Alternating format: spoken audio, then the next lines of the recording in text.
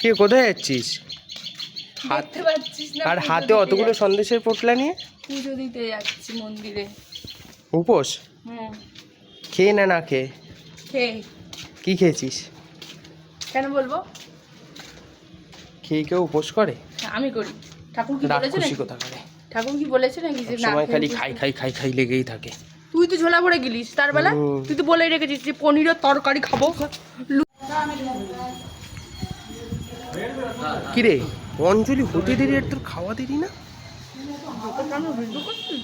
কি অবস্থা, ছি ছি ছি। তা বাড়িতে গিয়ে খাবি, মানুষে একজন দিল সন্দেশটা, তোর এখনই খেতে লাগবে? বাড়িতে গিয়ে সবাইকে দিবি আর খাবি? বাড়িতে নিয়ে যাবো সেটা হাতে করে। এগুলো তো বাড়িতে মানে রাক্ষসী সত্যি কথা। তুই খাসনি? কোথায় আমি খেলাম? মানুষ আমার কথা বলার ইয়ে দেখেই বুঝতে পারছে যে আমি প্রসাদ খেয়েছি কিনা। তুই সবার সামনে বন্ধ করবি? এখানে কিন্তু মার লাগাবো।